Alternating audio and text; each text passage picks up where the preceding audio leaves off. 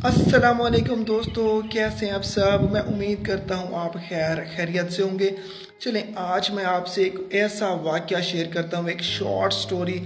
हो सकता है वो सुनने के बाद आपकी ज़िंदगी तब्दील हो जाए। बहुत ही इंटरेस्टिंग और फ़ायदा देने वाली स्टोरी है। चलें शुरू करते हैं। एक मज़दूर काम करने के लिए गया। उसने फैक्ट्री में जाके काम किया पूरे 4 साल। उसकी तनख्वाह थी 10,000।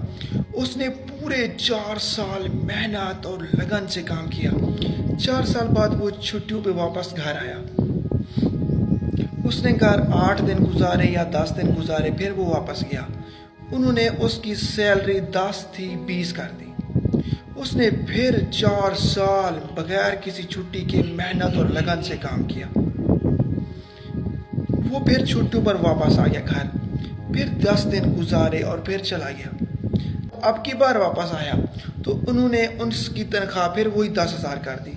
लेकिन जब बढ़ाई उसने कुछ नहीं बोला, जब कम की उसने कुछ नहीं बोला, कुछ एक अल्फाज भी नहीं बोला। वो सोचने लगे, जब हमने इसकी तनख्वाह बढ़ाई तो इसने कुछ नहीं बोला, जब हमने वही कम कर दी 10,000 पे लेकर आ गए इसको, फिर भी कुछ नहीं बोला। कोई माजरा तो है, क्या वाक़या है ऐसा। जाके उससे बात करते हैं। वो उसके पास गया, फैक्ट्री का ऑफिसर था। वो उसके पास गया, कहता है जी अस्सलाम वालेकुम। वालेकुम सलाम, क्या हाल है। जिस तरह भी शुरू करते हैं। उसने कहा कि जब आप 4 साल बाद वापस आए तो हमने आपकी तनख्वाह डबल कर दी थी, तो आप एक लफ्ज़ भी नहीं बोले। फिर आप चले गए घर वापस। फिर जब आप वापस आए तो हमने आपकी तनख्वाह फिर से 10,000 कर दी, फिर भी आप नहीं बोले। आखिर माजरा क्या है, वजह क्या है, क्या कहानी है इसके पीछे। उसने कहा, जब मैं पहली मर्तबा छुट्टियों पे घर गया था तो मेरे घर में बेटे की पैदाइश हुई, तो वो अपना रिस्क लेके आया। आप लोगों ने मेरी तनख्वाह 10,000 बढ़ा दी, तो इससे मुझे कोई फ़र्क नहीं पड़ता था। फिर उन्होंने कहा, जब आप वापस आए हमने कम की तो क्या वाक़या हुआ। उसने कहा, जब मैं दोबारा छुट्टियों पे घर गया तो मेरी वालदा फौत हो गई, तो आपने मेरी तनख्वाह कम कर दी। इसका मतलब ये है कि जो अपना आता है रिस्क लेके आता है।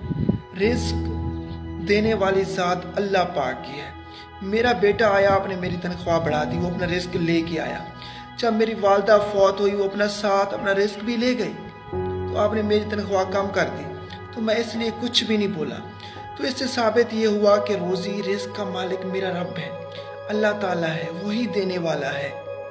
बस ये हमें दुनिया की फ़िक्र है, तो हमें दुनिया की फ़िक्र नहीं करनी चाहिए। रोज़ी और रिस्क का मालिक अल्लाह ताला है। मैं उम्मीद करता हूँ कि आपको ये कहानी पसंद आई होगी। अगर पसंद आई तो हमारे चैनल को सब्सक्राइब कर दें और बेल आइकॉन प्रेस कर दें, ताकि नई आने वाली वीडियोज़ आप तक पहुँच सकें।